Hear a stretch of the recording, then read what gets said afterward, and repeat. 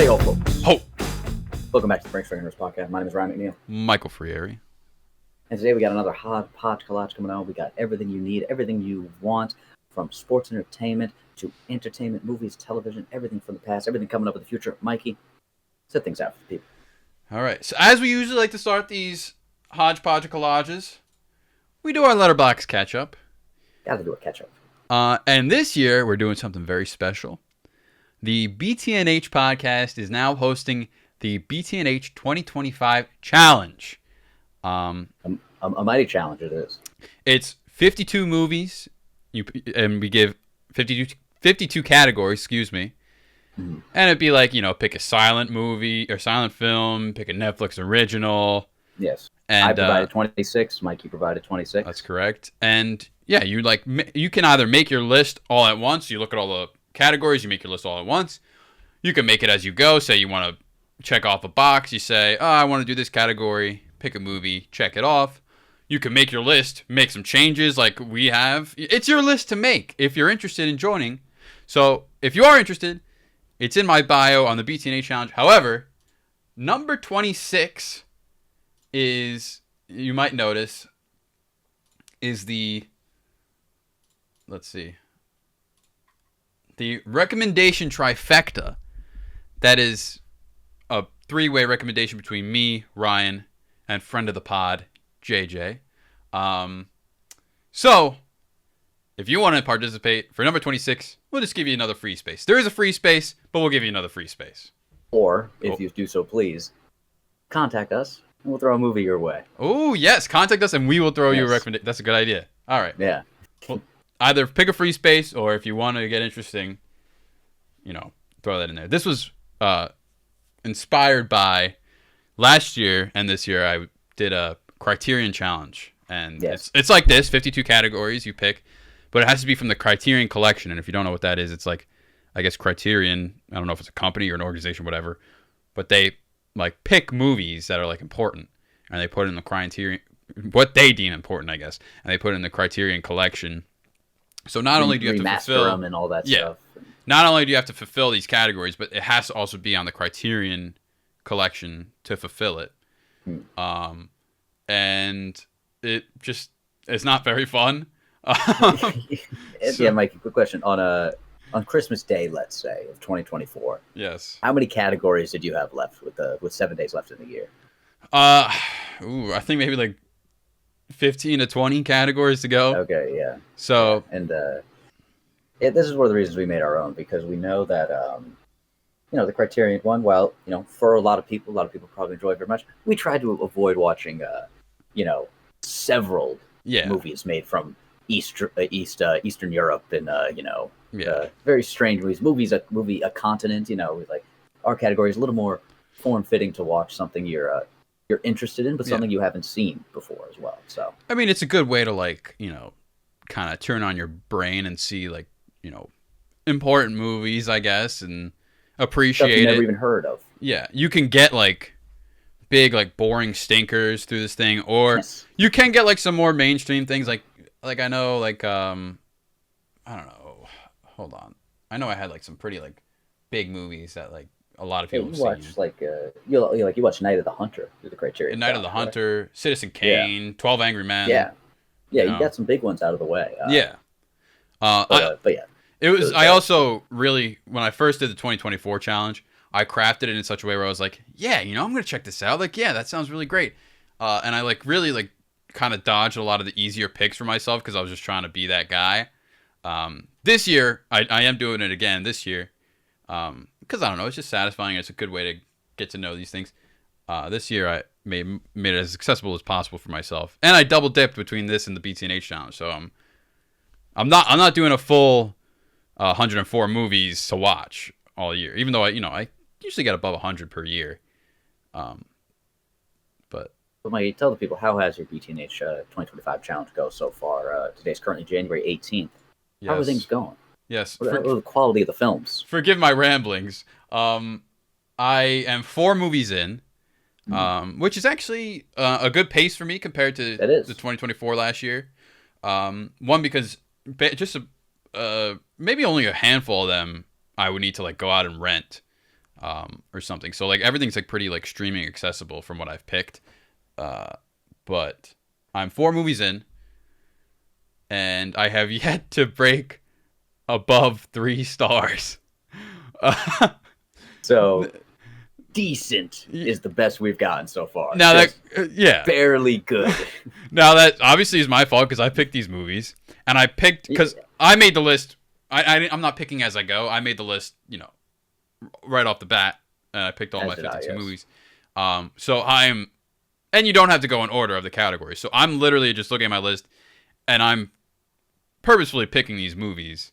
They just aren't, to my liking. So it's my fault for one, I guess, picking them because it is pretty free range in our categories. Yeah. You didn't know they were going to be bad, though. Yeah. It's not your fault.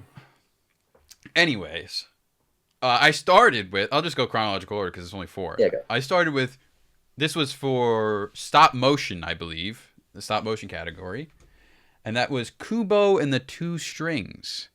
Which I also put on mine, I think, for stop motion. Because I remember this came out and it got like really good reviews. And then you watched it. Oh my god. Well, if you don't know, it's cute.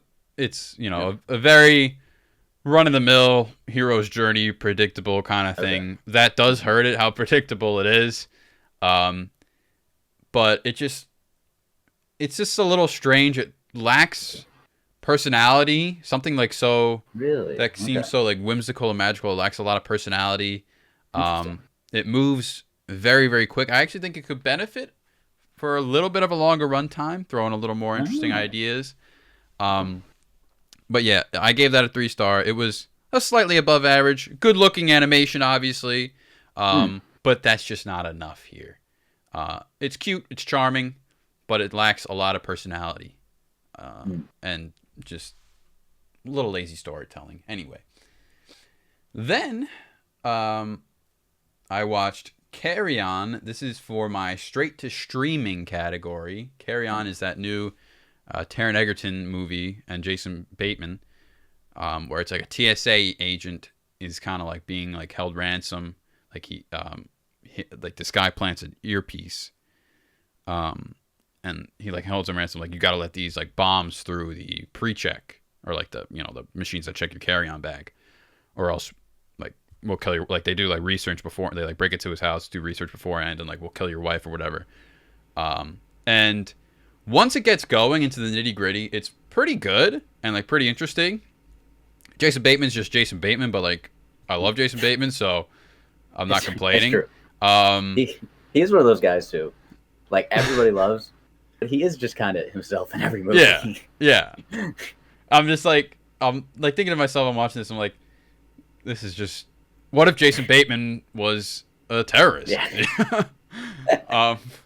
Anyway, once it gets to the nitty gritty, like it is pretty good. It's entertaining. But the acting, outside of Jason Bateman just being Jason Bateman, and like sometimes Taron Egerton, which he doesn't like really blow me away here, it's like really bad. The love interest is like actually god awful. Like I cannot. Is he doing an American accent as well in this film? Yeah, like a Jersey kind of thing. How does it sound? That would be your area's accent. His accent's all right. Yeah, that's fine. Okay. Yeah, it's pretty good. It's just, I don't know. There's a lot of things. It's clearly just like a quick thriller cash grab, I guess. And I didn't know, but it takes place on Christmas Eve, and it starts with Springsteen, Santa Claus is Coming to Town. Good start. I watched this like, early mid-January. Oh, hit me like a truck, that music, man. That's that was, I remember it was like early January, like part of me really wanted to watch The Holdovers again. Yeah. But because it does go through Christmas, but I was like, man, I don't know, I don't think I can. Yeah. Well, once I'm like, I kind of wanted to turn it off when I started, but I'm like, I'm not saving this till next Christmas. Like, I know it's just gonna be okay, and I already started. That's true. It's just a Netflix movie, and that's what I've heard most people say. Is like, it just feels like a Netflix movie. It's not blowing you away. It's not horrible. It's just what it is. Yeah. So that was my second one. That was the 3 stars. So far 3 out of 2, or 2 of these. I'll get to the last one. Is Netflix originals. So they have not been good so far. Then I watched Smart House, This was for a Disney Channel original movie. This is also my movie for this category. I picked out. This was my idea of a category. I thought it was pretty interesting. Category. Yeah, Very thanks. Good category. And I'm pretty sure like all Disney Channel original movies on Disney Plus. So, it's like a '90s kind of. I don't even know if you would consider it coming of age, but like it's like family wins a house in a contest, which let's just give away a mansion in a fucking contest. Besides the point, anyway. And the house is run by, or like has like a AI, I guess, integrated into it, called PAT. It's an acronym for something, but I forget it. And it's voiced by Katie Seagal. You kind of figure that out like two words in. She has a very distinct voice. Yeah, yes. And yeah, it's probably what you would expect. When I looked up Disney Channel original movies, this was ranked number 1 from most of the lists. I think there's a lot of better Disney Channel original movies than this. And I feel like this is probably, I know it's 90s, it's probably one of the earlier DCOMs. Yeah. If I'm not mistaken as well, but I felt the same thing. I know, like, I feel like, for a while, like, whenever I've seen any lists that are, like, ranking the best DCOMs, it's usually towards the top and usually number 1. So I've always been kind of intrigued by it. So now I am especially intrigued to watch it now. Yeah. It was... I do think I've seen better DCOMs. So... Okay. But it was like a unapologetically 90s movie, and it's a lot of fun. There's like there is one particular moment that I mentioned to Ryan is very interesting. I can't wait till he sees it, and you'll know what it is if you do pick this one for your movie, which is just one of the wildest turns I've seen this movie go in, especially a DCOM. But, any movie. Yeah. Wow. But considering like the tone of it. The tone of like it's like very fun and whimsical, and then it just like takes this like I can't say much more. But it's not even like something happens to the plot. It's just something so brief where you're like, oh my god. But anyway, there's this scene where the main character, the kid, is having like a heart-to-heart conversation with his dad in his room, and the camera. It's in such a weird position. First of all, it's so close to his face. And it only gets like here and up of his head. I'm like, what the hell am I looking at here? It looked like I filmed it for my YouTube channel. Like, and then it cuts to the dad, and I guess they decided let's just swivel the camera over, because then the dad, it only gets from here down. They're just like out of the. It's just so weird. It was a very glaring issue, but it's fun. It exists. It's a 2.5 from me. Okay. Anyway, I am rambling now. I know I'm taking too long, but I'll finish up with this morning I just watched The King. This was for a Netflix original with Timothée Chalamet. Yeah, I remember this movie getting a lot of chatter when I was in high school when Timmy was on the rise. Yeah, it absolutely blows chunks. I think because I also have my BT&H challenge ranked list. I think this is my least ranked under Smart House. Oh wow. Yeah, under Smart House. Wow. Timothée, he's great. But you could tell they're trying way too hard to like kind of pick up on this like medieval craze of like Game of Thrones and stuff. Yeah. And it would have been around that time. Yeah, and it's like a retelling of like the story of like the Kingdom of England like taking over like the Scots and like just trying to take over France. Like it's a story that I've seen retold in movies and TV shows far too often. Mm-hmm. How long is it? It's like 2 hours, 20 minutes. So it's long. Not a lot happens. There is a great battle scene at the end. Okay. Which was pretty good. But when they start talking, I just want to shut it off. Like the dialogue is so bad. And then like I said, he's great in it, but like he kind of just talks like this for the whole movie for like Yeah. 2 hours 20 minutes. It's very hard to show some personality when you're talking like this the whole time. And then he'll like shout during the war, but that's like it. So like it's very boring. And then Robert Pattinson is in it. Oh, He plays like there he is. He plays the French king, like the king of France. Yes.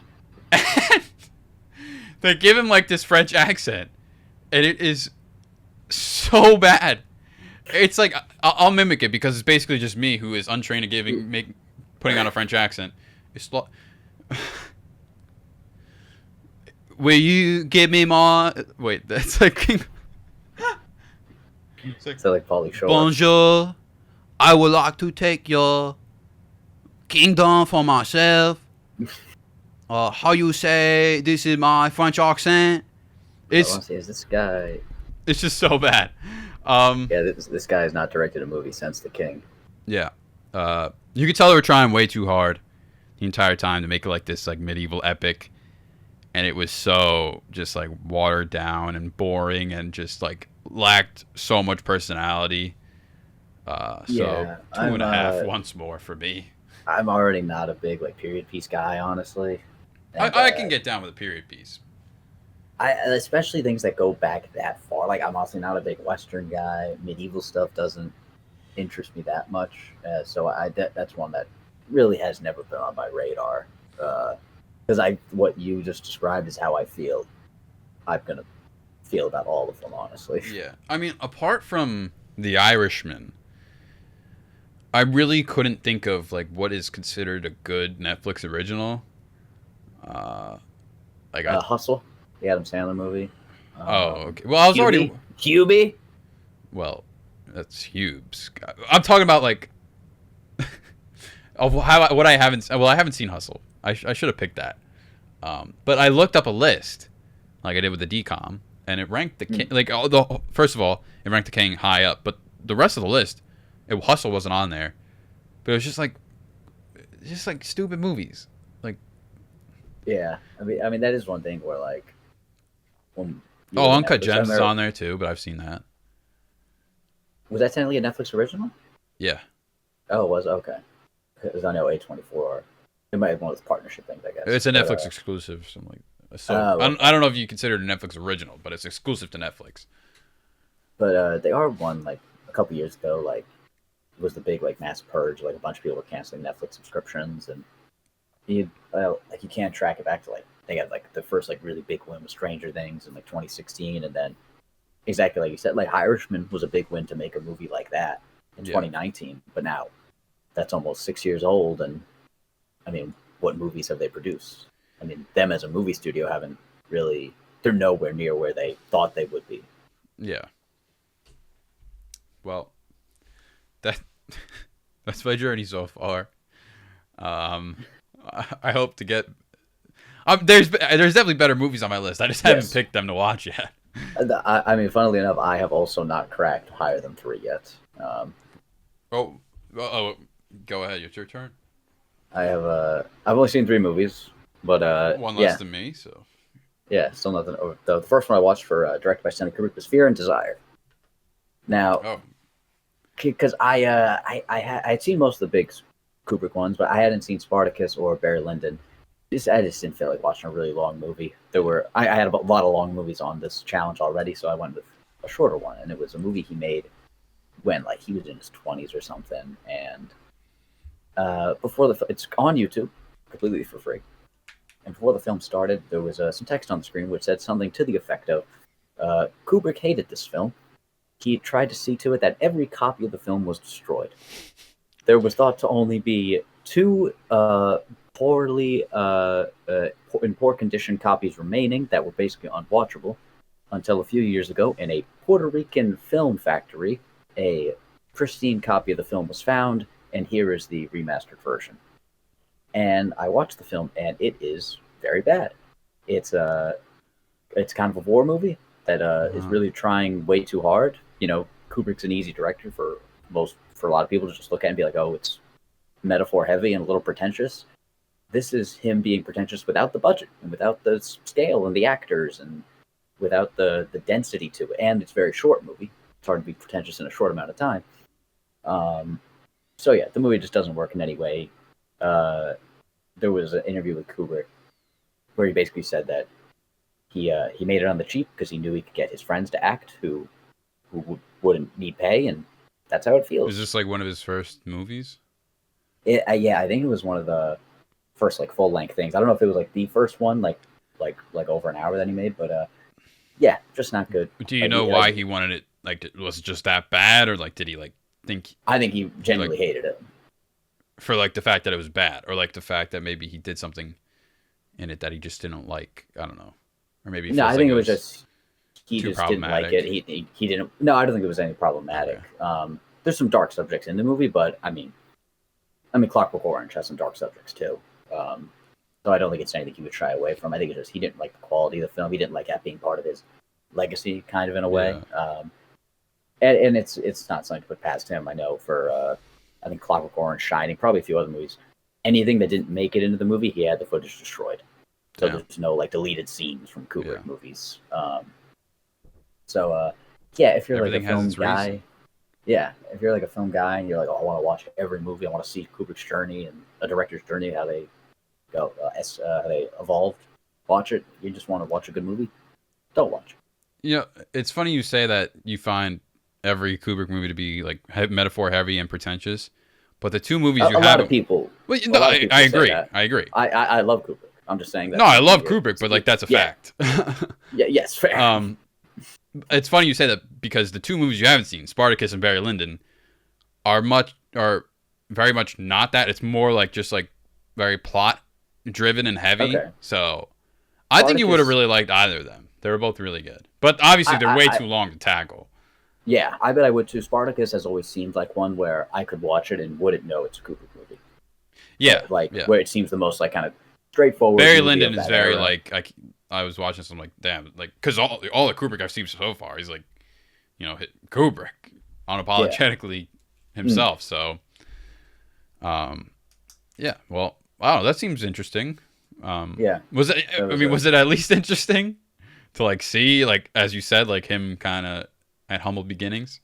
Yeah, there was something interesting like that. I mean, for someone like myself, I guess, who likes film history and who knows Kubrick already, like there was an aspect to that I enjoyed. Yeah. But yeah, overall, like I'm not gonna recommend this movie to anybody. Okay. It's accessible. It's accessible. It's on. Who is this YouTube account that snatched this copy? Oh, I don't know. And what did you say the situation was where it ended up not being fully destroyed? Didn't like a country in Africa have it? No, apparently in Puerto Rico there was like a copy of it built in like a film place or something, a film factory, a film whatever. Still had like an old copy of it, that like an original copy of the film. But yeah, and yeah, they lucked out and they have remastered the film and released it against probably Kubrick's wishes. If only Kubrick was around to, I guess, challenge the posting of this video on YouTube. I think you can report. He's rolling in his grave. But the next film I watched was, what category was this for again? I believe this was, watch a film with a rating under 3.0. Okay, well, I was thinking. Yeah, that's obviously. Wait, go on. I'm going to see what mine was. I was thinking to myself, like, let me get this one out of the way. The movie that is more than likely might not be that great. Mm-hmm. And I was looking and I saw that the 2003 Haunted Mansion with Eddie Murphy had a rating below 3.0. I was like, let me watch this. Because it's one of those movies where I feel like I've seen bits and pieces of, but definitely never seen the whole thing. And I knew it was just going to have the vibes of like a kid's movie from when I was a kid. And it did give me that weird feeling. I think there's got to be a word for it. I don't know what it is, but when you feel nostalgia for something you never experienced, that's how I felt watching this movie. Where I was like, oh, like I feel like I can almost picture myself as a kid watching it, even though I never did. Yeah. But it was fun, honestly. I gave it 3 stars. It was a good time, good gothic time. I mean, again, follows the beats you expect it to hit, but for a Disney kids movie it's like at that time, I mean, It made me laugh enough. It was interesting enough. It had kind of scary moments for kids. It was the art direction's very good, good performances. Story's decent, honestly. Like it's a good time, honestly. Like it's nothing special, but it's definitely not. It's definitely 3 stars or 3.5. You gave it a 3 star? I gave it a 3 star. It's a good one. Oh. Yeah, I was happy with it. All right. Slightly above the average, it seems. Yeah. Have you seen this one? No, I have not. Okay. I haven't seen any haunted. I think there was a new one that came out, right? Yeah, 2023, I think. Yeah. The one came out, which I watched, I think, over the summer, probably, or something. Or no, I watched it in October for Halloween, and I was like, let me see what this one's about. You know, I know some people like it, but, you know, the reviews were very middling on it. That movie I watched, I loved it. I thought it was fantastic. Oh, yeah? Yeah, The new one? I think the cast is great. I think the story's good. I think it's hilarious. Like Danny DeVito, Lakeith Stanfield, Rosario Dawson, and like everyone is really good in that movie. Yeah. Owen Wilson's a priest. Oh, yeah, I saw that. Does it have anything to do with the actual ride, or? Yeah, they all one way or another like incorporate the 2003 one has a lot of stuff that ties into the ride more so, I think, with like plot wise at least. Mm. The new one does as well. And I mean, it's all drenched with Easter eggs and different parts of the ride that they've incorporated into the movie, but it's not too in your face about it. It's just kind of, but it's not like too removed where you don't like even realize it. But so both I think strike a good balance of being involved in the ride in different ways. But yeah, there's that one, and then the very next day I watched a film for the category of watch a remake. This was a remake of a film from 1922. Called Nosferatu. And this wasn't your vampire one? No, I'm gonna say vampire or something else. Okay. I was very excited for this film. Very, very excited. And Robert Eggers, I mean, man, The Lighthouse, The Witch. I was like, he's gonna kill this. Bill Skarsgård is playing Nosferatu. They're gonna knock this out of the park, man. And it was that slow realization, like the very upsetting and saddening, where about halfway through the film, I'm like, oh, I don't know if this is really working for me. And then after the film, I'm just kind of sitting in the car and driving home, and I'm talking to my friend, and I'm like, look at that. I didn't like it either, right? Yeah, I didn't like it. Yeah, like, and those movies you really, really want to like, you know, but they just don't hit. So you're trying to convince yourself, well, I like this and that, and there were things I like. What did you like? The cinematography is very good. Okay, because when we spoke, you did not tell me what you liked. Yes, I texted Mikey right after I just watched Nosferatu, and he said, "What do you think?" And then I just said, "Can you FaceTime?" And Mikey, you said you were like, "Oh, he didn't like it." Cinematography was good. I mean, it is a well-directed movie. There are some good performances in it. Story-wise, the stuff it is a pretty straightforward remake of the original. Honestly, they don't deviate from the original much at all, which I like a lot. However, a lot of that stuff I like, I feel like I can't even really give it credit for because it's just stuff from another movie, and I think they did it better in the other one in multiple ways. Mm-hmm. There are aspects of the film that I think they, I guess, go. I don't want to say they go too far in, but there's an explicit nature to some of the aspects of the film that just seem honestly unnecessary and could have done more artistically, I guess you could say, because there's aspects of the film that just make it seem like it was written by without giving too much away, aspects of the film that seem like it was written by a guy who's bitter about his ex's or about his girl's ex-boyfriend. It's very you'll anyone who sees the movie will know what that means. Okay.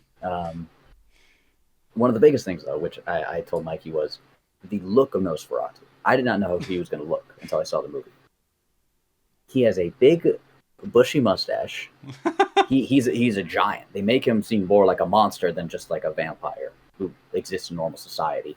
He has a comb over, and he's got like... I kind of like that idea, though, where like vampires now like aren't like depicted as like very scary. It was fair. And And I remember I was talking with someone at work about this who loved the movie, and he was like, "Well, that was a thing back in the day.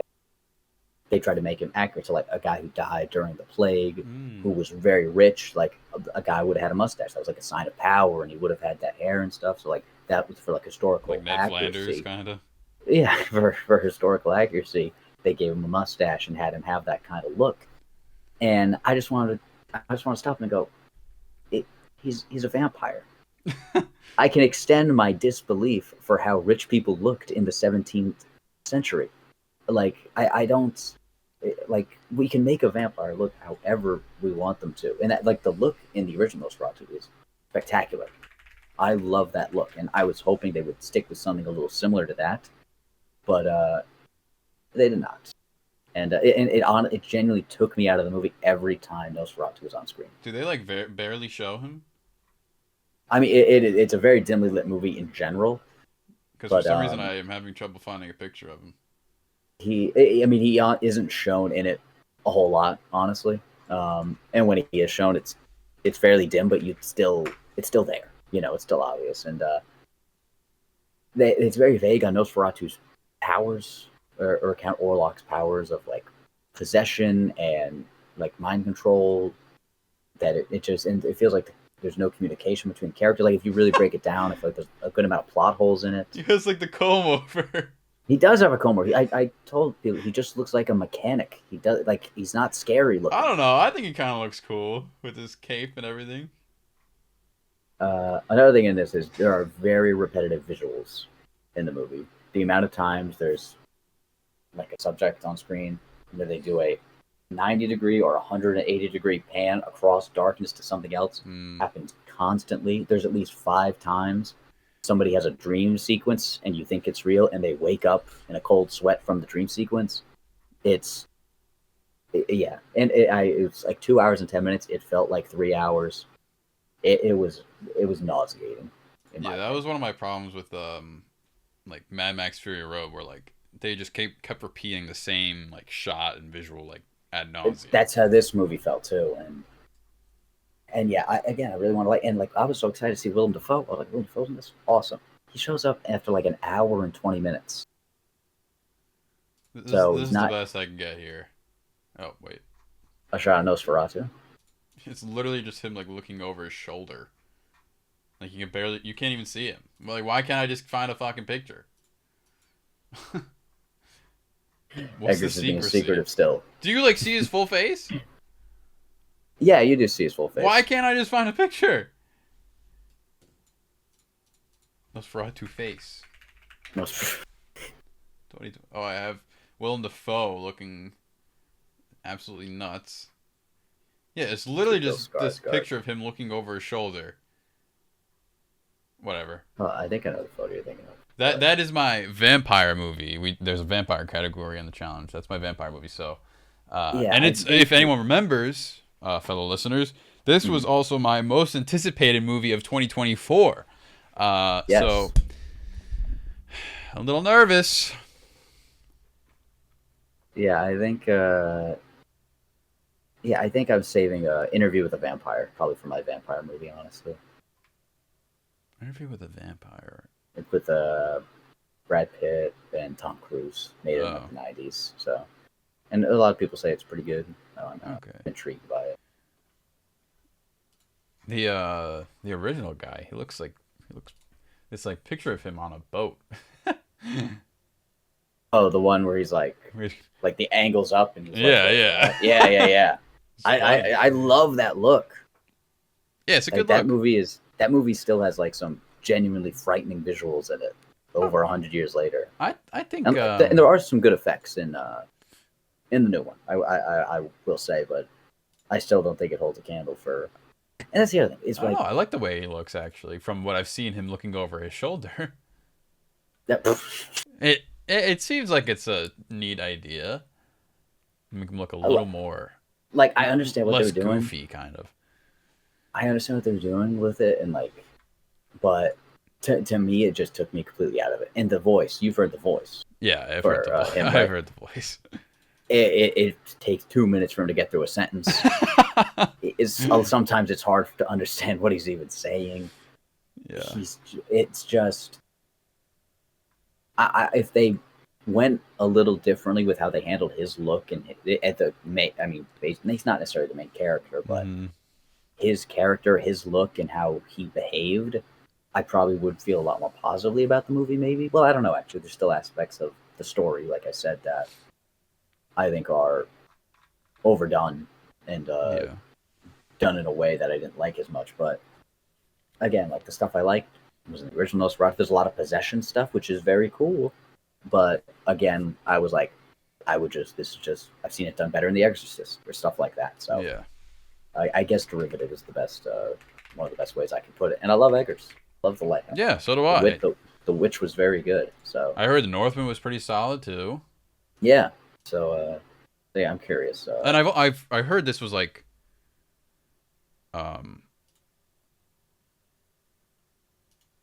his like kind of, what's it called? Like a passion project. Yeah, a passion project. He's like he's always wanted to do this. Yeah, I think he overthought it. Okay. There are some good sequences in it, I will say, but there's another thing in it, though, I will say, before I move on. That a lot of movies are doing these days, and especially movies that are trying to be scary, where they have the music build up very intensely for like 15 to 20 seconds and then go completely silent. And when you do that multiple times in the same movie, again, it's just repetitive. And it, like, I don't know. I don't know what but it just didn't come together for me. And a lot of people are loving it.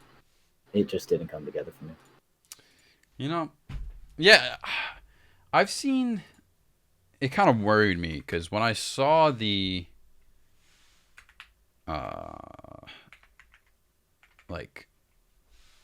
sorry, I'm kind of preoccupied.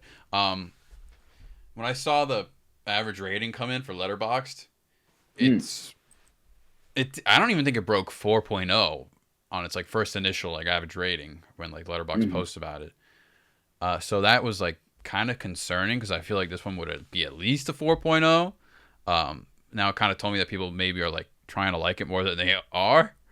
I don't know. That's the thing. Like what you worry about with any movie with a lot of hype is there's going to be people who've given it good reviews just because they want to like it. Yeah. Which, I mean, I'm probably guilty of it at points too, where I mean, I think The Batman is, which we're going to talk about in a little bit, is a good example of a movie where when I first watched it, I was like, oh, I think I gave it 4 stars or something. And fast forward to right now, 3 years later, I'm like, man, you probably couldn't pay me to watch The Batman tonight.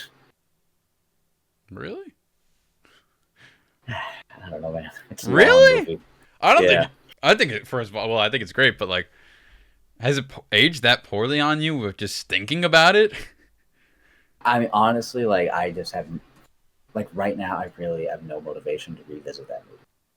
All right. Well, I guess we'll get there. We'll get. Well, it's a good segue anyway. We both finished our Letterboxd catch up. Yes. Yeah. We'll get into the little Marvel DC action right now. So yeah, we wanted to talk about the current. I feel like we do an episode on this every so often. Probably like the third or fourth time we've talked about this. I think we have one in the backlog, but I don't think most of the backlogs right now are gonna see the light of day at this point. But anyway, we want to talk about the current state of Marvel and DC, cinematically, obviously,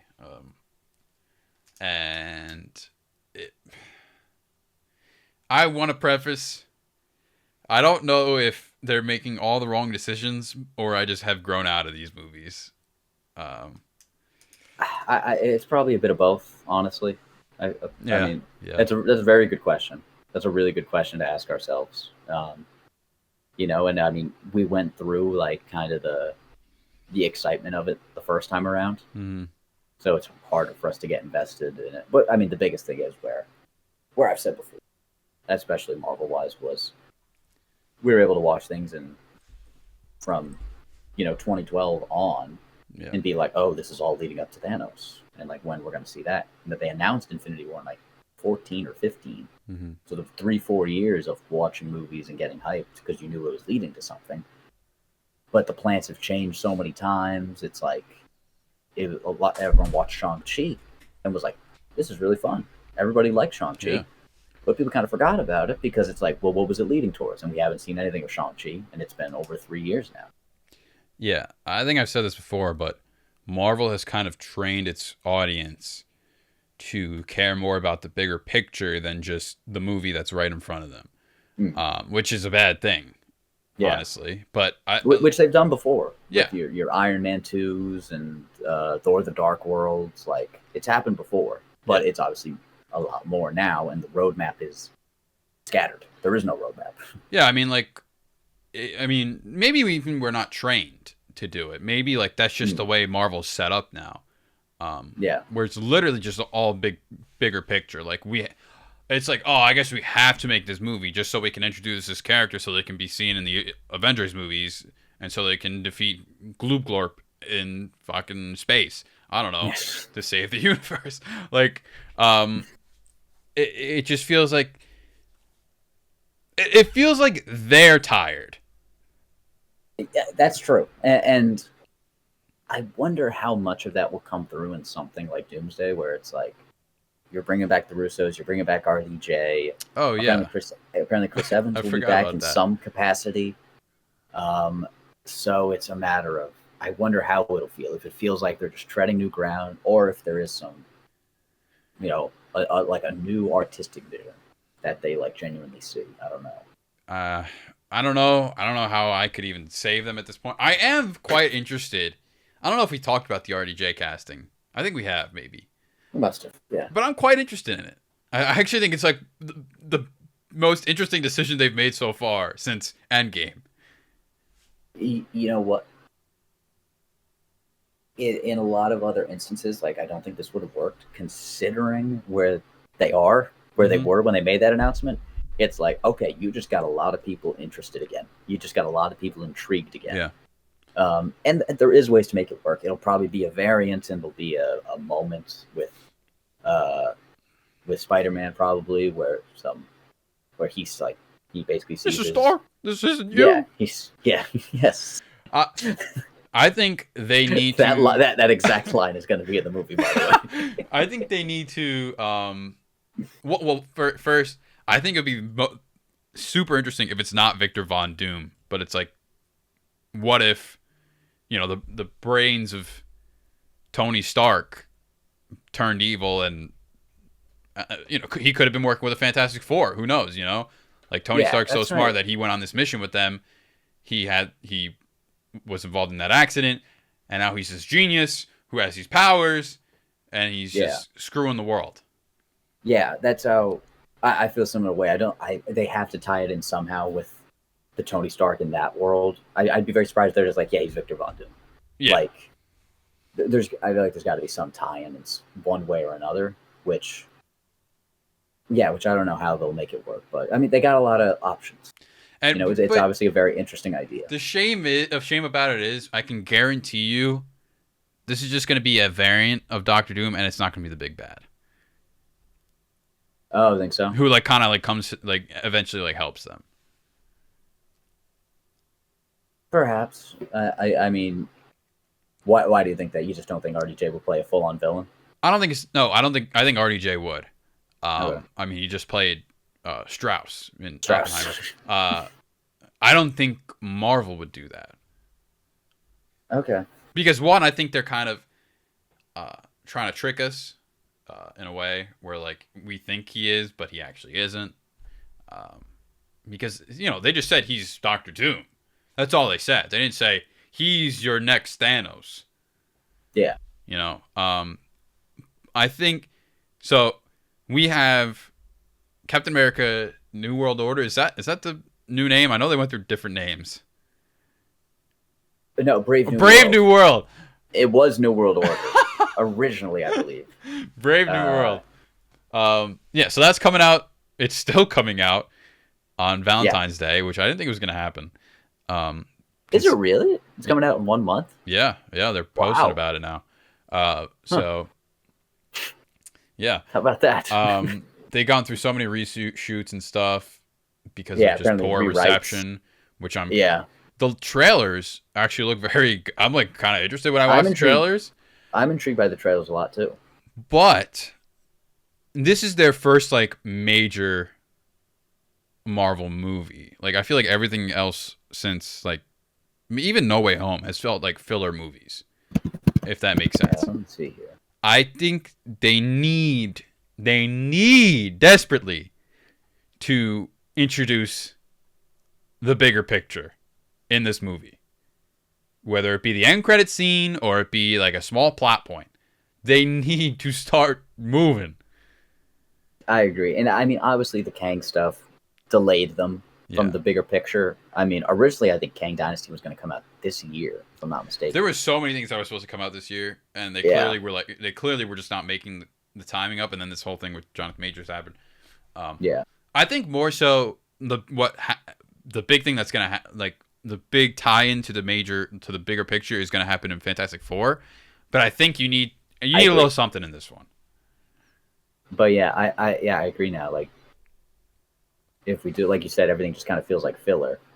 If we do look quickly here, I mean, since Endgame, Far From Home was kind of wrapping up some Spider-Man stuff, but it wasn't. There was no big picture there. Black Widow was wrapping stuff up. Shang-Chi was starting something new, but it wasn't big picture. Introducing someone. Yeah, it didn't involve anything new. Eternals happened, and we're never going to hear from them again. Yeah. No Way Home was wrapping up that chapter. It didn't and Spider-Man that was just kind of putting Spider-Man in the drawer for a little bit. Multiverse of Madness was kind of, we expected to be like, oh, this is going to open up multiverse stuff, and like it didn't. I mean, it happened, but it didn't. Like, again, no big picture. I liked it, but yeah, it was, in the grand scheme of things, it was. Yeah. I guess that was maybe Sam Raimi being like, "Fuck that, I'm making what I want." Yeah.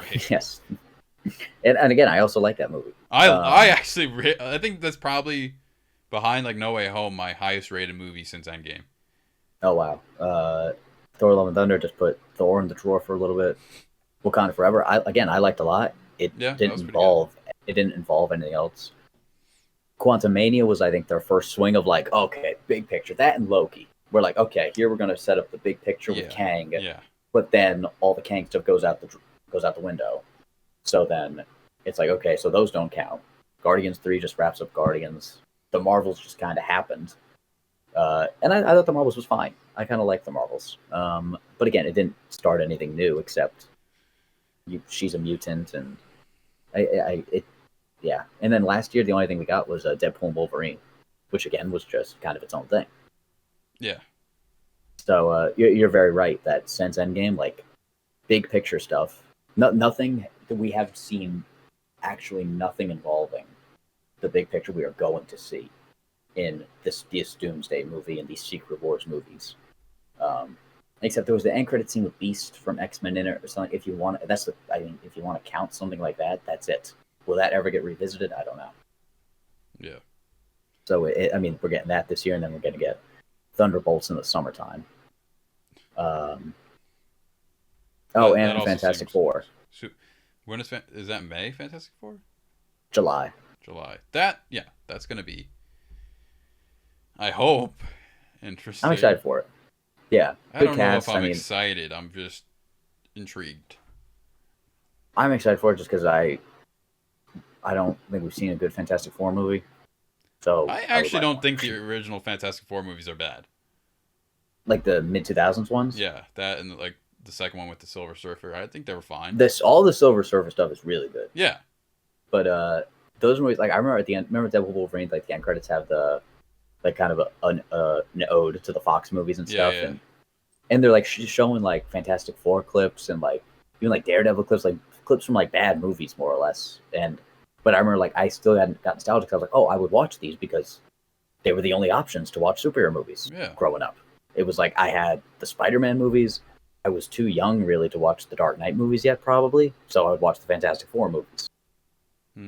So I do have a sweet spot for them in that way. If I rewatch them, maybe I'd say like, okay, these aren't that bad, but who knows? But Galactus is the main villain though in this Fantastic I think movie, so. correct? I don't know Because I don't think RDJ's in this. I could be wrong. No. He'll probably show up in some capacity though. I have no clue. I have no fucking clue. The trailer said nothing. It basically just like was a. There was like a brief trailer, like a brief montage of like Reed Richards teaching teaching a class, I them don't think I wearing even like saw this. spacesuits. Okay. Yeah. I don't know. That's gonna be interesting, I hope. But anyway, moving on briefly. Still in Marvel territory, but out of the MCU. Beyond the Spider-Verse is having some major delays and issues. Okay. So I remember. It was supposed to come out March 2024. Do you remember this? Yes. So Okay. the first one came out in 2018. Yeah. And it took them 5 years to make the second one. Yes. With COVID. Yes. So let's say that added a year right there. Okay. It took them 4 years to make this one movie. Mm-hmm. And I don't know how long it took to make the first Spider-Verse though either. And I remember leaving that movie and I was like, oh, when does part 2 come out? Let me check. And I check it and it said it's going to come out in 11 months. Bullshit, bro. I said they couldn't make 2 of these movies in 5 years. Are you kidding me? That's impossible. No. Well, now it was. Do you hear the rumored date now? 2028, right? 2028. They have no script. They haven't even done voice one. recordings, and the main actor has been facing a lot of backlash. I don't know what is going on with Shameik Moore. Man. I don't know if this thing's is gonna happen wild. at this point, bro. Honestly, I obviously really want it to happen because man, they know what they're doing. Yeah. The first one was fantastic. The second one I thought was just as good, if not better. And to be a part 1 of 2 and to be as cohesive and good as it was was fantastic. And this third one, how they were teasing that everyone was coming back and we're going to get Spider Noir and Spider Hammond and the third one too again. I was very excited for this movie. But again, it's at a point now where it's like, wow, I'm going to have to wait 3 more years now, huh? If I'm going to see this movie. The problem is, if it does happen, I think with all these issues, it will not be good. That's a fair point. Yeah. I mean, I think they have. They at least know how they want to end the story. Whether they have a formal script, and I mean, you said they haven't done voice recordings. I can believe that. They don't have a script. But I mean, I bet when they made the first one and made an official script, they had at least they had an outline for how the next one was going to go. Yeah. So it's not like they're a fully new how are we going to end this? But yeah, it's a matter of they're going to have to get everybody back in the booth and record everybody, and then I don't know what they're going to do with Shameik on the press tour. He seemed like such a nice guy too. He's just he can't help himself. Yeah, he seems like a nice guy, but he just says the wrong things. He's making some strange choices. Yeah, some very strange choices. Dude just has to just play it cool sometimes, I feel. I think these were both on our 2024 most anticipated list.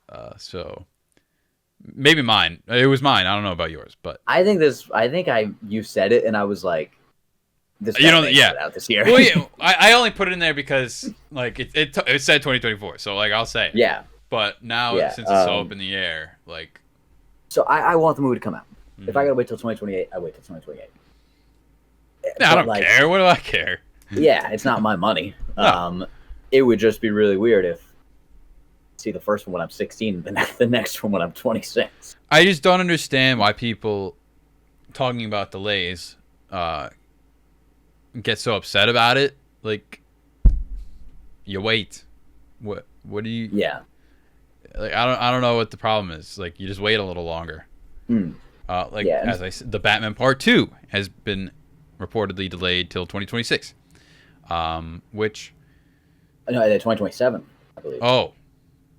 Hold on, let me double check. Oh. Now this is a problem. No.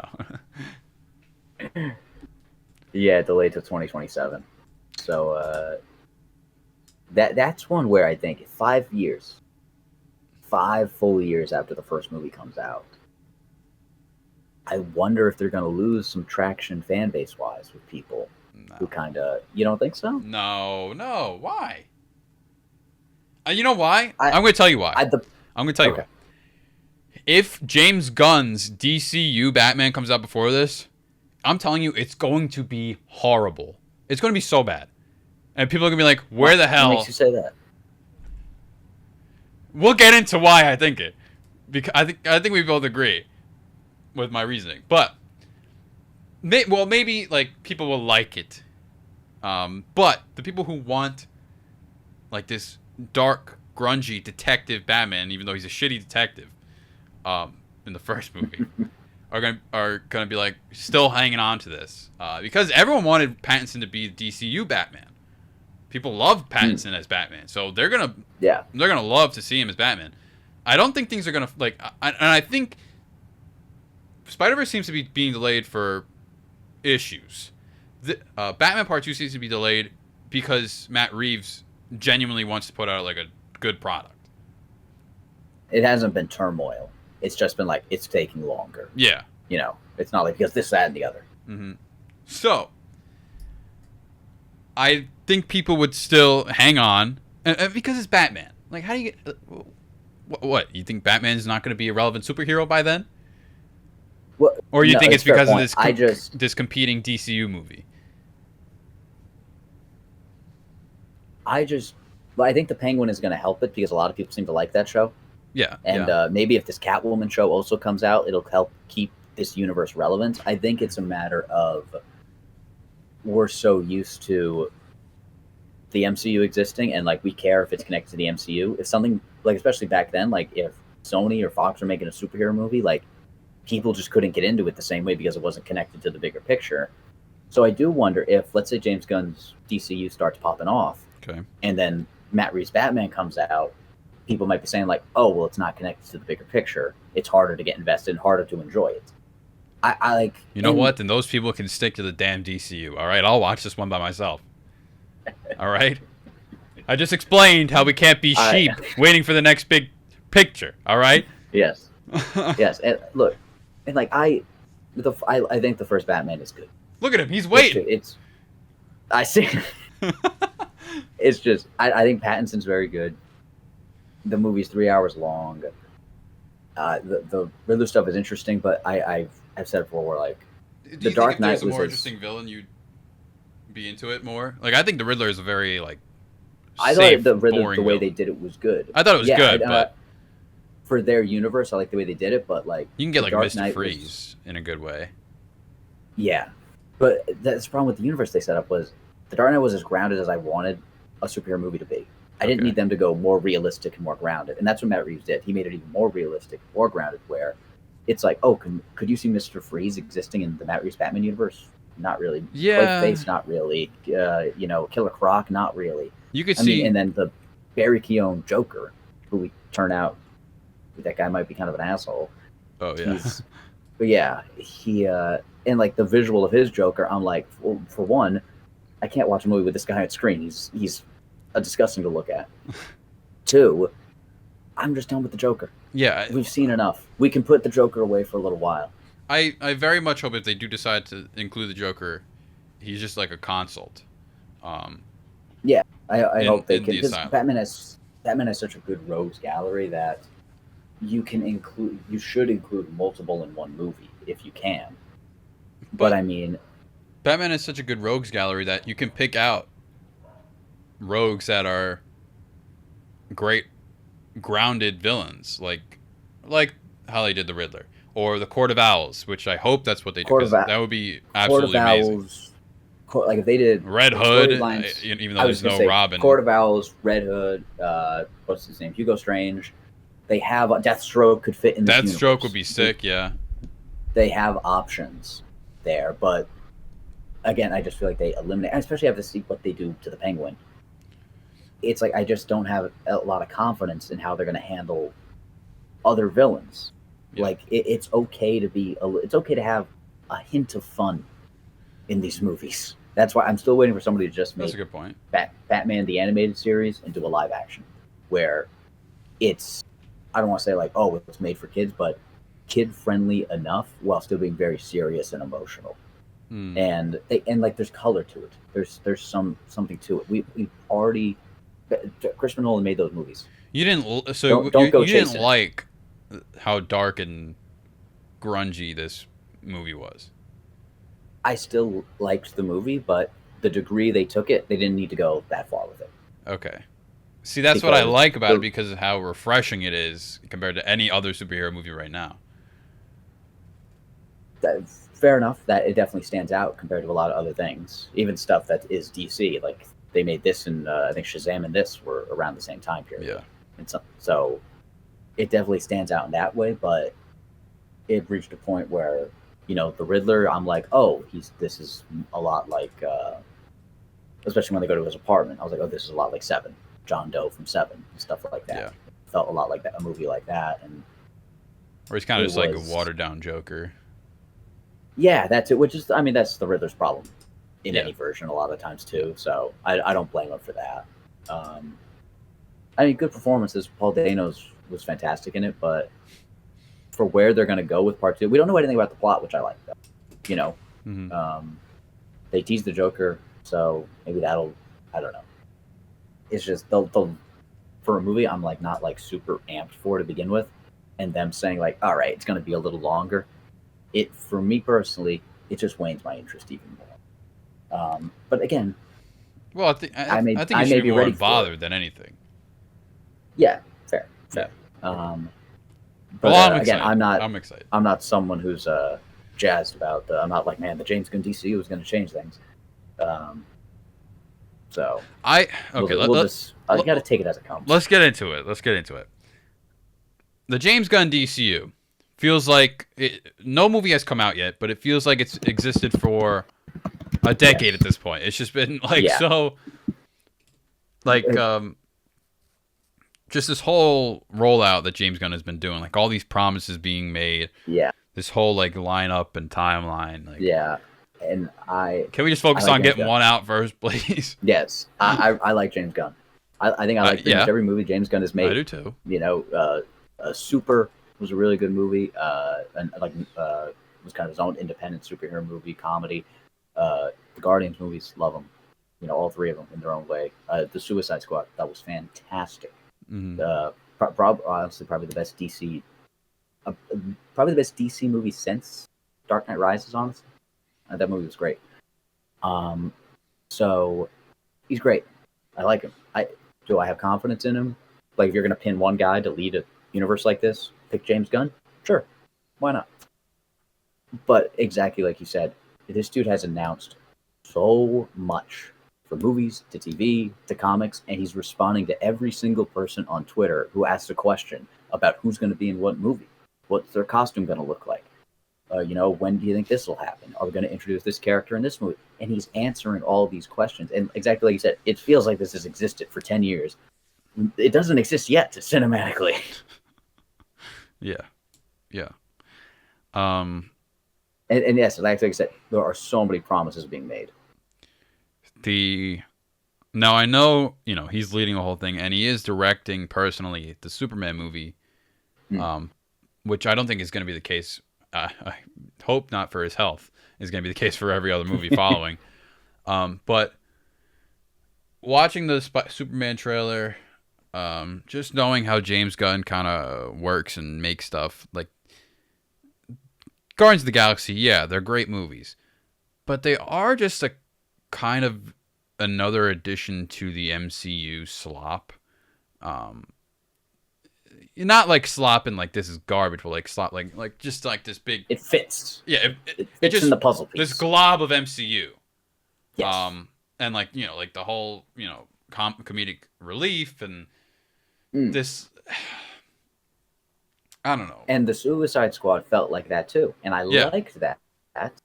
But we can't have the whole universe on that. Exactly. Yeah, that's why I'm very, very weary about the Batman DCU. Like, yes, a fun Batman can be fun. Like Adam West and animated series, fun Batman is great. But Batman has come to the point where he is not that anymore. That's right. It's good that it's going to be directed by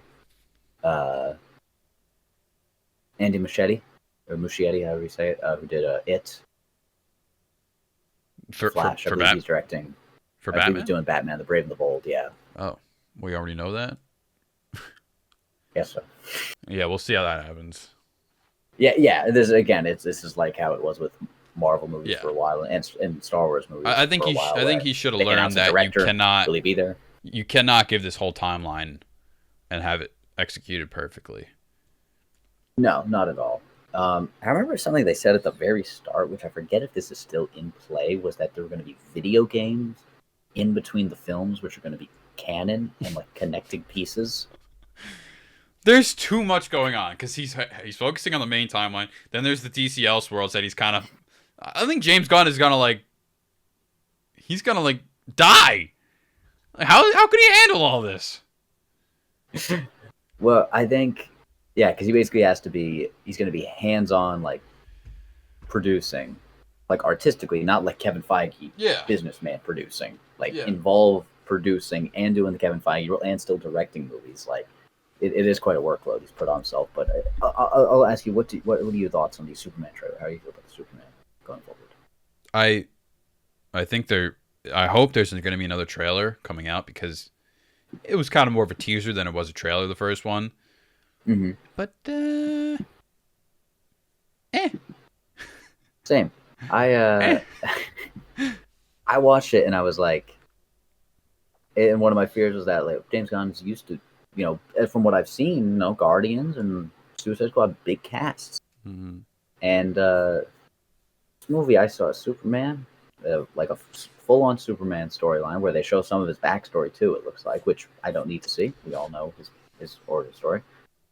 Full-on Lois Lane storyline, full-on Lex Luthor storyline. I saw a Green Lantern. I saw Hawkman, or a Hawk Girl.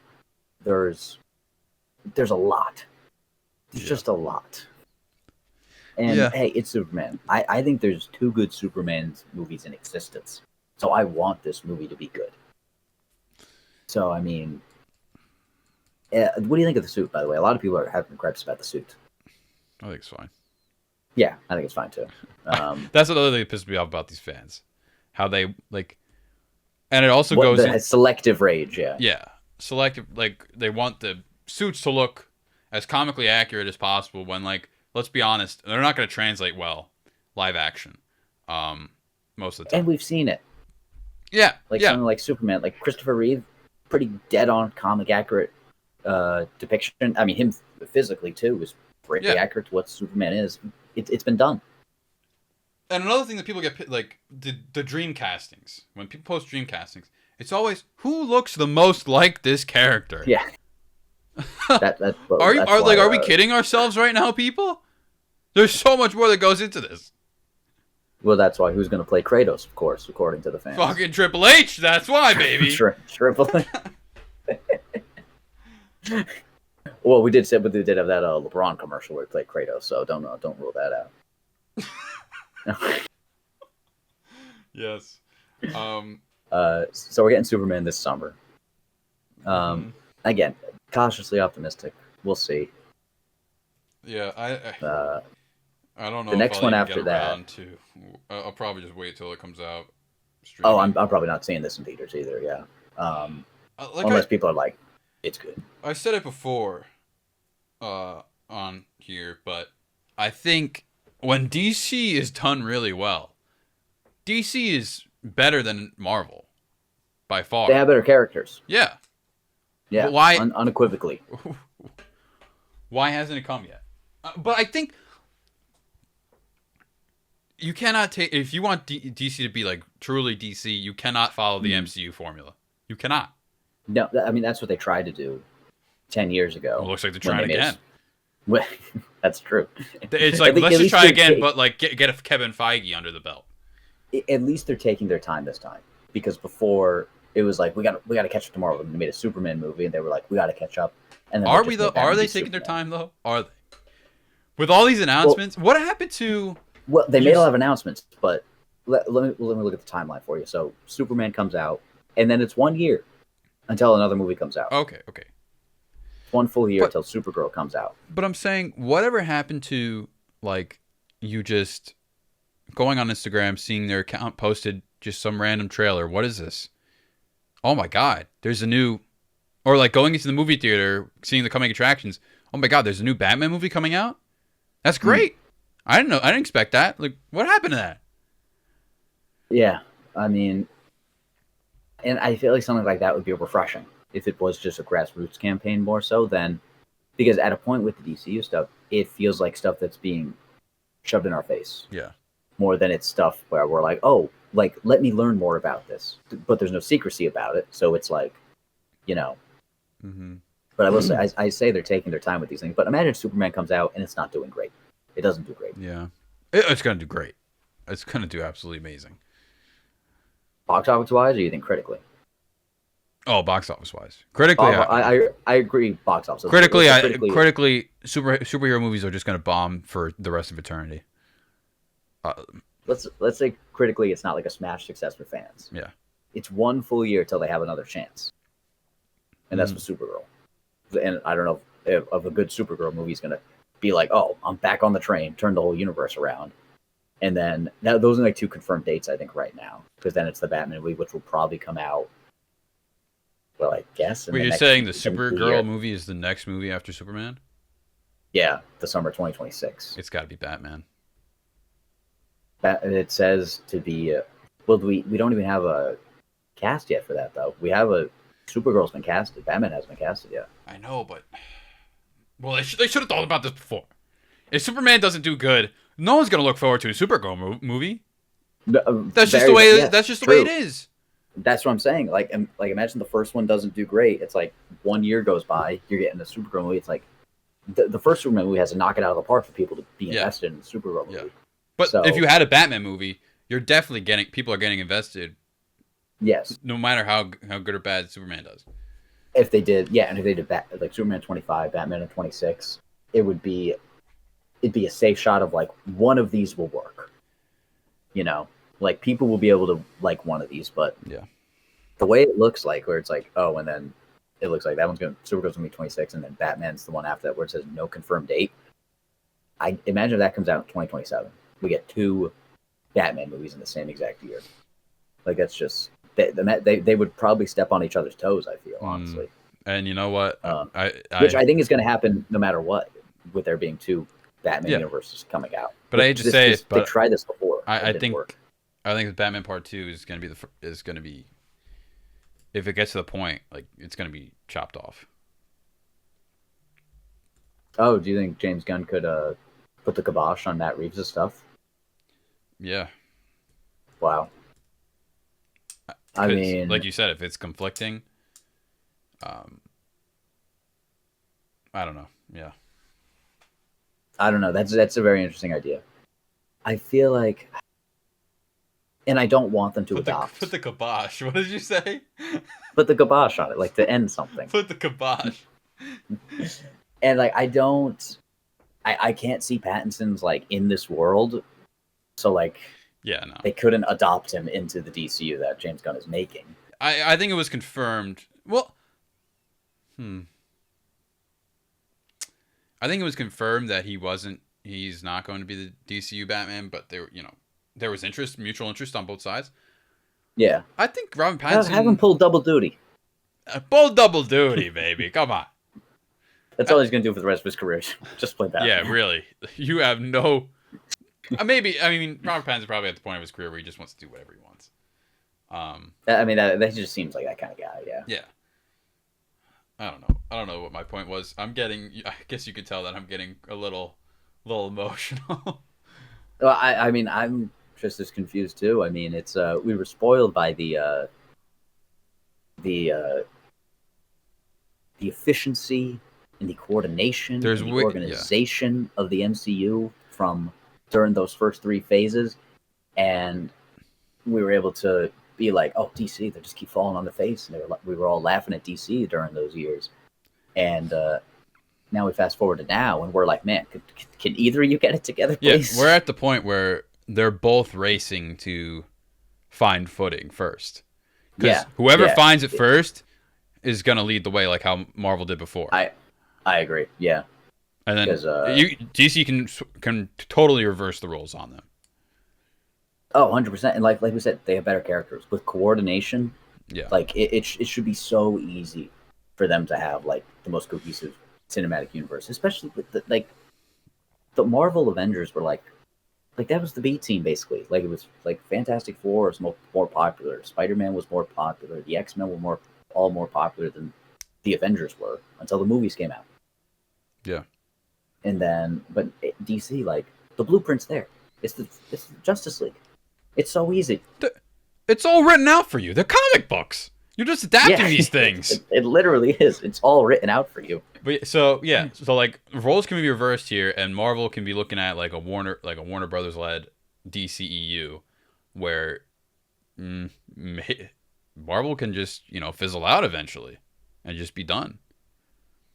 With the lack of organization and the lack of, I mean, there's planned projects, obviously. Yeah, I mean, they got their money, they got their fill. Do they really care if this next trench of movies comes to fruition? Do people really care? Yeah, I mean, hold on, let me see. It looks like. Trying to see if this is any. Oh, that's right. There's a Lanterns movie. Isn't that a show? Lanterns? It's like a buddy cop show. Oh, it's a show. Yeah. Hey, what? Yeah. It's so scattered. It sounds cool though. It's like buddy cop. Because I am intrigued by it because I really don't know much about Green Lantern mythos at all. Me neither. So for them, and for years, people have always been like, "Oh, are they going to do a Hal Jordan or John Stewart?" So the fact they're just saying, "Oh, it's going to be both," sure, go for it. Yeah, so there's going to be 3 Green Lanterns in this DCU with Nathan Fillion's Strange. Yeah. Which apparently, like, it is partially comic accurate. I mean, the comically accurate depictions of this character I've seen look so much better than whatever I just saw on this trailer. Yes, I agree. Oh, I just see this article here from October 26th, 2024. James Gunn cautions some projects in his DCU slate may not see the light of day. So why are we listening to you, man? When was this? A couple months ago, October. Oh my god! I remember that big event that they had of like a live stream, just showing everything. It was so much, like tons of stuff. They were, yeah. Hold on, what is this? But they are in the uniquely rough position coming off of the DCEU that. Yeah, where they really have to just say full reset. Yeah, but they have to say full reset, but they can't just be like, here's a Superman movie. Wait and see what happens. They have to kind of give some light of day. Yeah. It says, apparently, that this show, Creature Commandos, have you heard of this? I remember it. Yeah, I remember it in the announcement. It's on Max. Apparently it is out, and this is the beginning of the DCU. What? Oh, isn't it? It's animated, right? Yeah, it's animated. It has Rick Flag in it. Frankenstein is in it. Oh my god. When did it come out, and do we have reviews? It has a 7.8 on IMDb and a 95% on Rotten Tomatoes. Okay. I guess it's doing all right. But in fairness, this seems like one of those shows maybe that has higher ratings because the only people who went and watched it were people who were going to like it anyway. Yeah, who knew about it. Yeah, and or who knew it existed, unlike us, or unlike myself at least. So. Oh wait, I think actually, technically, Blue Beetle was the start of the DCU. Oh, is that in this universe? Still, I think so. Not the other one. Okay. But yeah, you're right. Where? Oh, you saw that? Yeah, it was fun. Okay, George Lopez was in it, so I was intrigued. But yeah, like you said, they are in a very unique instance where they're coming off not just the DCEU, which was a train wreck, but they tried so many times to retool it. Like they thought the Flash movie was going to be like, okay, we're going to be able to hard reset. We're going to be able to keep who we want to keep, get rid of who we want to get rid of. They didn't anticipate the guy they needed to get rid of was going to be the Flash. So that caused some issues for them. And but that also creates the issue now where we're getting a new Superman. Cool. We're getting a new Batman. Cool. Wait, well, you're going to have to keep going. Like, you're going to need a new Wonder Woman. You're going to need a new Aquaman. You're going to need a new Aquaman. Cyborg. I wonder if they even include Cyborg in the main Justice League this go Oh, around. maybe It would probably Teen be Titans. it'd probably be the Lanterns. I would love it if we got a Teen Titans movie. Or that would be a good show too. I'd see that being a good Max show. Well, they made a Titan show. Did they? It was not good. Oh, Yeah. I don't even remember that. That might just nostalgia for the cartoon growing up is very strong, and I mean it was a very good show though. It's not like I'm just nostalgic for it. The show is fantastic, but yeah, they have a lot that they've told us, and the one silver lining I will say, they've announced a bunch of projects. Yes, they haven't told us about like, oh, and the Justice League's going to come out then. You know, they're not like saying like, okay, and it's all going to lead to this. Mm-hmm. I guess they are taking their time enough. Well, because I think it's quite obvious where it's going to lead. Yeah, I mean, right now we're talking like that Batman was talking about 2027. Like, we still need a Wonder Woman and an Aquaman, and the Lanterns will have out by then. Gonna need a Flash by then. Oh, Justice League. Do you think this whole universe is going to survive by then? I mean, we're talking about Justice League would be coming out like 2031. It's going to get to the point where maybe like you take one at a time through Superman to Batman, but then you're going to need to do at least like 2 a year. Yeah, well, yeah, 100%. I mean, similar to Marvel, they got success with 1 a year, then they went to 2 a year, and then they went to 3 a year, which got a little messy. When did 3 a year start? What was it? Was it like phase like 17? Yeah. 2017, I think, or 2016, maybe. It kind of worked still, though. True. Yeah. When did? Like 17 had Homecoming, Guardians 2. I actually think and Marvel Thor needs, Ragnarok. Those are 3 hits. I think Marvel needs to get back on the horse. That's the thing. They need more consistency now. They're taking so much time. Like, just start. You have so many ideas. Just put it out. Well, they had to retool. They needed this break. They needed this break. Okay. But one good thing is that there's no current Disney Plus. Like, oh, this is going to come out and it's going to be big. Because I like a lot of the Disney Plus shows. Didn't Agatha happen? Agatha happened, but again, it wasn't like they advertised WandaVision as like a crucial part of the MCU. Okay. Agatha was just kind of. This is kind of her I own think story. Agatha is like a way, like, even though I'm not gonna watch it, but like, the Disney Plus shows just need to show some expose. Don't give us like expose. A little expose. Don't give us the big picture. You know, which I mean, they haven't shown big picture yet, like since Endgame.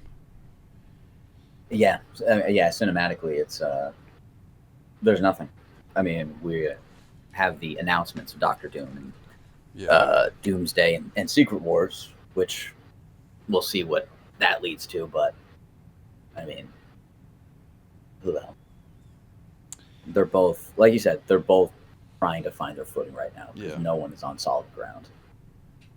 So, I mean, MCU needs to watch out, man. Like, they should know, considering they were the titan of the competition before. Yeah, that this is a competition. Yeah. One silver lining through it all is the Sony is not making any more Spider-Man adjacent not films. forever, not forever though. They said we're just going to stop for now. For now, no more Venoms, no more Kraven the Hunters, no more Madam Webs. You know, we have that going for us at least. Andrew Garfield's return is not coming, unfortunately. I'm trying to think of an MCU way that they could bring them back. Oh, well, probably Secret Wars. It'll just happen. Yeah. I'm trying to think of like a way where they get their own, where like Andrew could get his own movie. Oh. I don't think that's going to happen.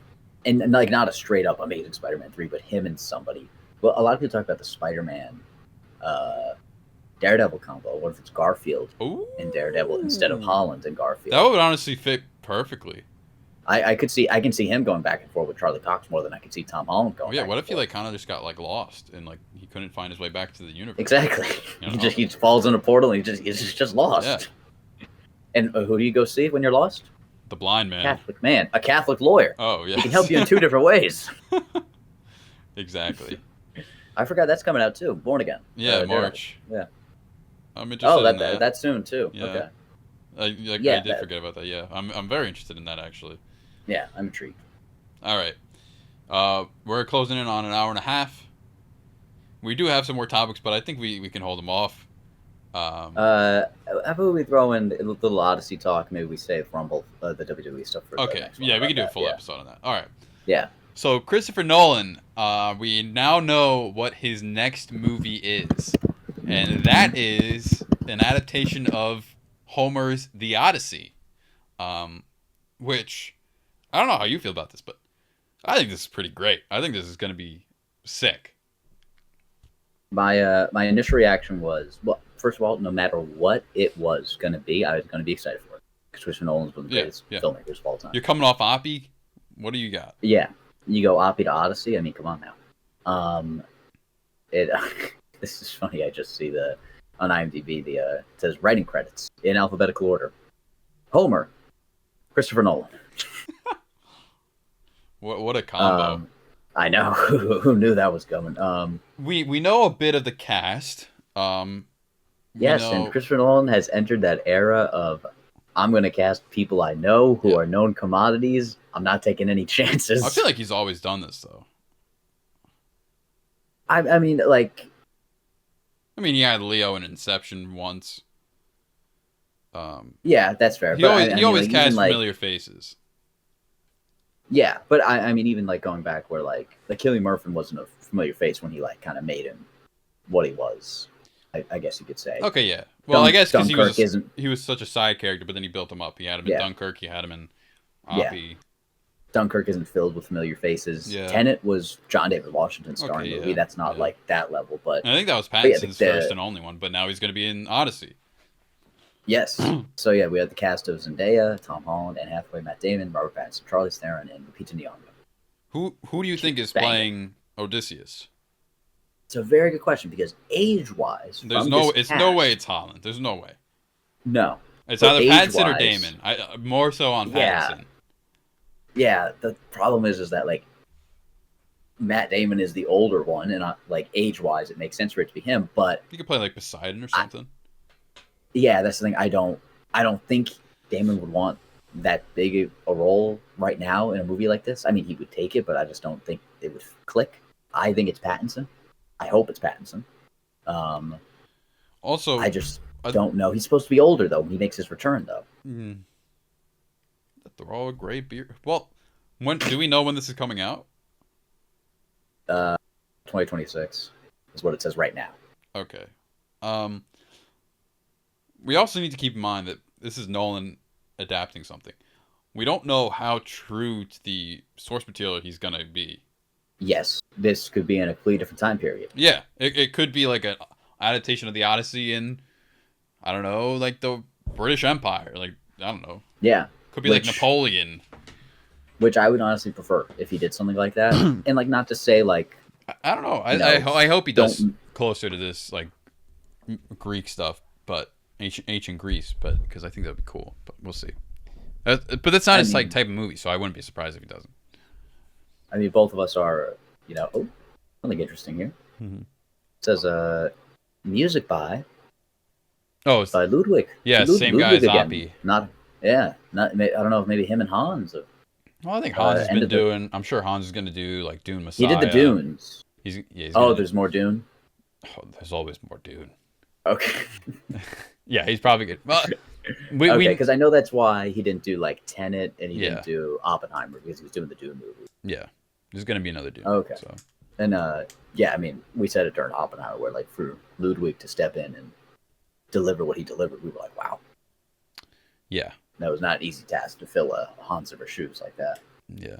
But yeah, we're very excited for this. I mean, this is an easy, quite excited, most anticipated for 2026 preview we can give you right there. Gosh. So hype.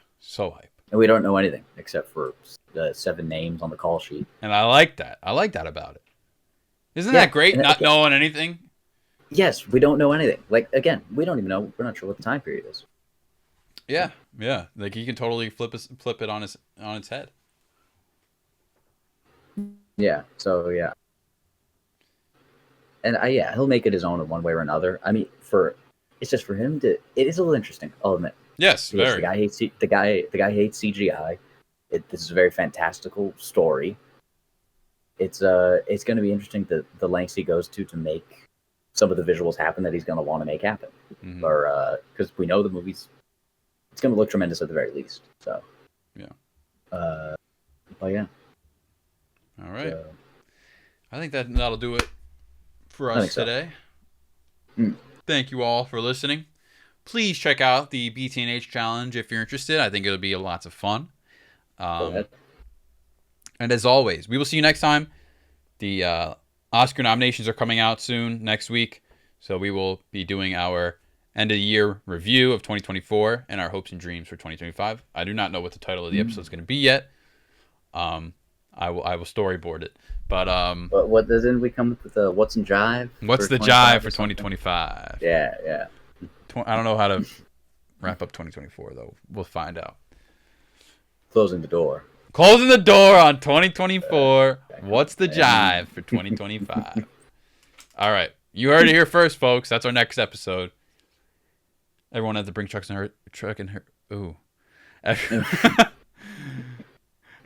All of us here at the Brinx Truck and Hearse podcast, we wish you all a Heidi. Heidi. Heidi. Heidi. Woo!